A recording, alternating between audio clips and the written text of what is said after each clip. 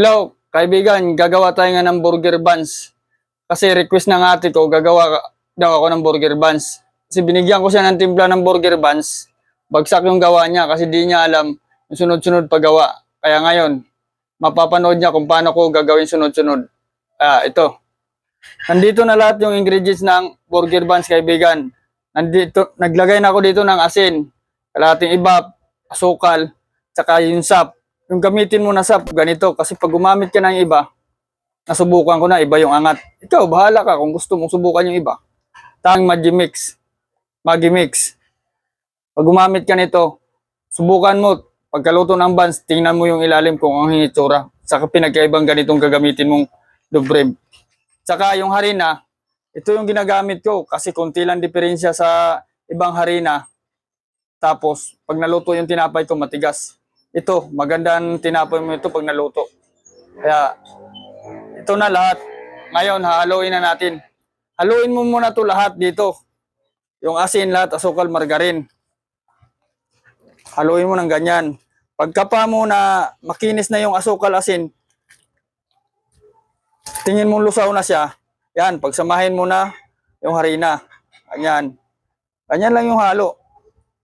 Kasi, pag nahalo na natin to, ilalagay na natin to doon sa mixer.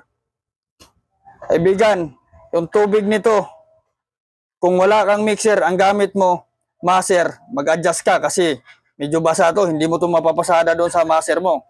Sabi ko sa iyo yan, baka sisihin mo pa ako kung basa, bakit basa. Ganito talagang suko ang halo nito kasi mixer yung gamit ko, hindi maser. Oh, ganyan. Ganyan yung halo. 3 kilo to, kaibigan. Kasi yung burger buns ko dito araw-araw 3 kilo, kaya 3 kilo binlag ko. Pagkatapos kasi nito, display to doon sa tindahan ko. Ganyan lang halo. Ganyan. Oh. Ba? Huwag ka palang gumamit ng, kung kunti-kunti lang yung gawa mo, kaibigan, huwag kang gumamit ng planggana kasi marami kang harinan didikit. Sayang lang. Tapos hindi masisimot. Masasayang lang yung harina mo. Sabihin mo lang kunti yun. Sabihin mo, kunti lang naman yan. Hindi yan kunti. Paano naging kunti yun? Sa isang buwan. Baka makaipon ka ng 1 kilo nun. O paano sa 1 taon bago magpasko? Baka 1 sako natapon mo dun. O ganun lang kasabihan nila. Kunti lang naman yan. Hindi kunti. Sayang yun. O, ganyan kaibigan. Tapos na. Ngayon, ilalagay na natin sa mixer. Kaibigan, yung nilagay ko na sa mixer yung burger buns ko. Paikutin natin. Kailangan yung ikot nito, hindi ka masubrahan. Kasi pag nasubra to sa ikot, patay yung burger buns mo, matigas yun. Pangit na yung labas, para na siyang makunat, matigas pagkaluto. Kaya paikutin na natin.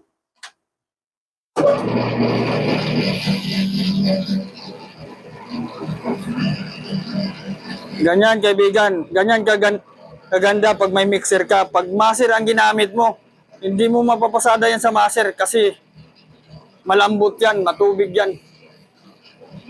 Marami ang labas sa 3 kilo, pero kung sa maser yan, konti lang ang labas niyan kasi matigas yan. Hindi mo kaya ipasada yan eh. Maganda talaga may mixer ka.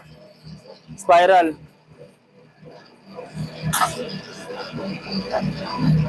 Kasi ang labas ng tinapay mo pag may spiral ka, malambot, maganda.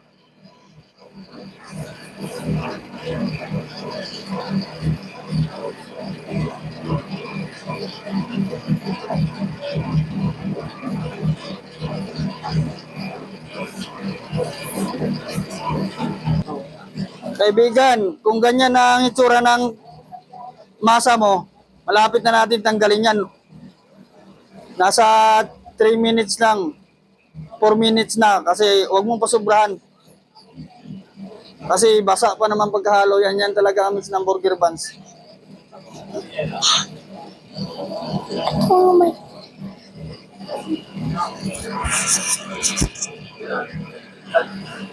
Papatayin ko ngayon. Ito mo ng videoan, huwag mo ng videoan doon. Sige na. Kaibigan, tatanggalin ko na ganyan, luto na yan. Kaibigan, tapos na natin nilagay sa mixer yung burger buns natin. Puputulin na natin. Tuturuan kita kaibigan para hindi ka malulugi. Kailangan yung burger buns mo para pantay-pantay. Hindi ka malulugi. Ganito.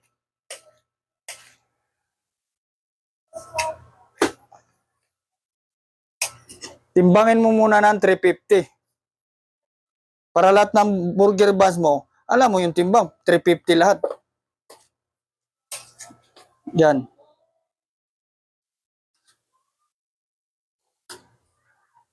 $350.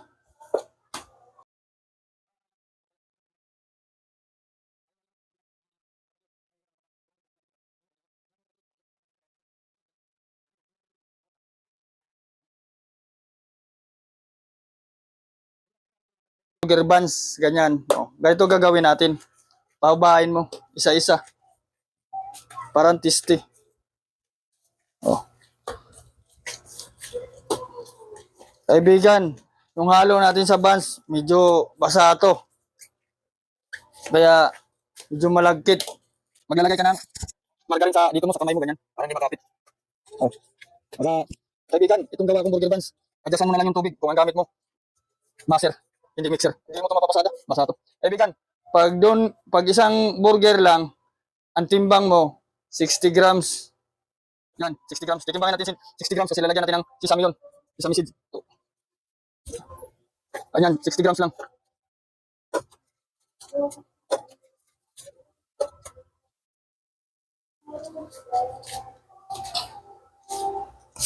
Ipigurahin na natin. Ganyan ang figura lang.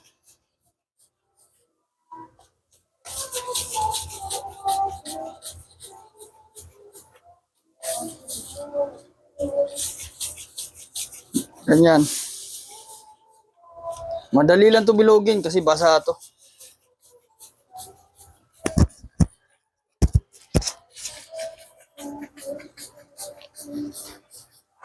Ganyan lang. 12 piraso lang tong ginawa ko. Para ano lang to. Turo ko lang kung saan to ilalagay.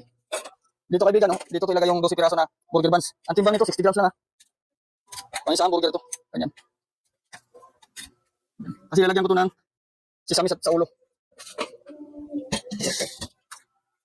Kaibigan, puputo lang naman tayo ng burger buns. Yung magkadikit-dikit. Iwasan mo siyang pag... O ganito kaibigan ha. Paano ka man di masasayangan ng harina? Halo, o ganito, yan, 350 yan. O, 350. Bago mo siya puputulin ng 6 na piraso. Para walang sumubra na putol sa'yo na. Wala kang nasobra na 50 sa isang balot. Nagsobra ka ng 10 grams, nagsobra ka ng 50 grams. O, ganyan. O, anong sobra dyan? Parehas lang yan lahat kasi nakatimbang na yan, 350. Pero kung yan, kaibigan, naputol natin. Kaya kailangan, kaibigan, timbangin mo siya ng 350 ganito para wala kang masasayin na harina. Kung bakit, oh. Bago mo siya putulin dito, ito, ganyan, malaki yan. Ito, maliit. Ito, malaki. O, wala kang naluluging na, putol dyan. Wala kang masasayang harina kasi ito lahat, timbang mo to, 350. Oh, ito lahat, 350. Kaya sa isang balot, wala siyang mapipilian. Kasi lahat, nakatimbang mo ng 350. Kaya kung hindi ka nagtimbang, ilang putol to sa 3 kilo? Ang dami nito. Oh. Sa isang buwan, ang dami nawawala sa harina. O paano, sa isang taon, ang dami nasisirang nawawalan tinapay sa'yo. Sayang yun. Kaya kailangan magtimbang ka. Oh, ganyan. Walang problema kasi nakatimbang lahat ito. Wala kang sumubrang timbang. Si lahat nakatimbang ganyan, 350 dito nakatimbang. Kaibigan, kung baguhin ka, kaibigan, kung baguhan ka lang, magawa ng burger buns, ganito magbilog. Tuturo ko. Ganyan, dandaan lang, walang buto, madali lang ito bilugin, ganyan. Ang bantayan mo yung ilalim. Kagaya niyan, wag, pati ito. Bilugin mo pa uli, yan ang bantayan mo, ganyan. Oh, ganyan, pwede na yan, kasi ilalagay mo na ganyan, magkadikit yan eh. Yan.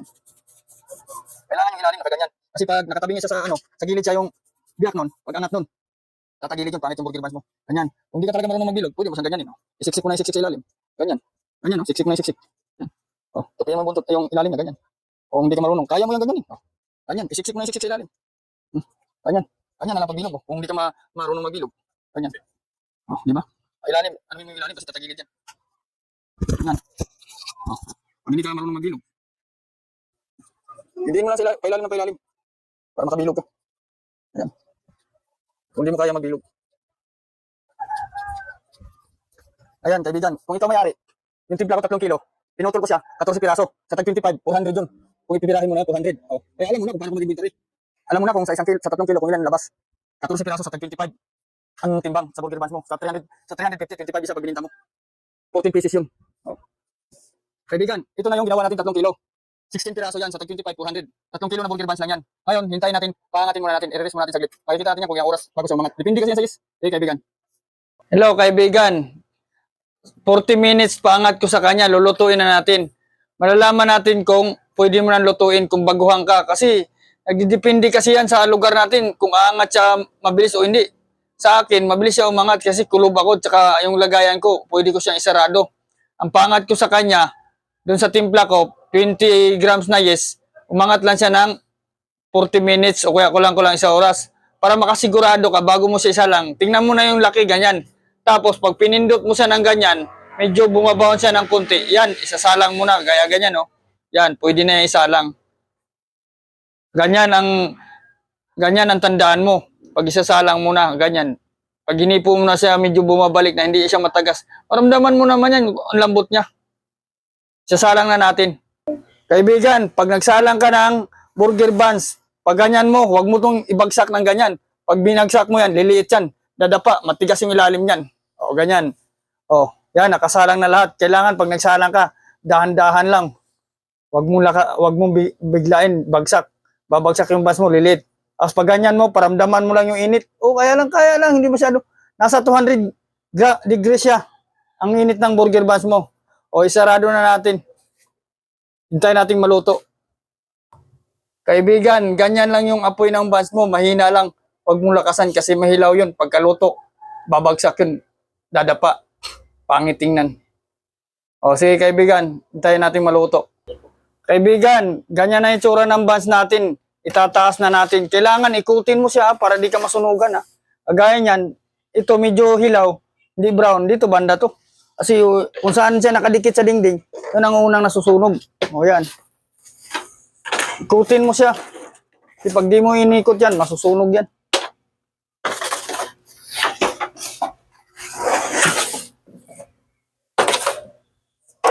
Yan, sarado natin ulit.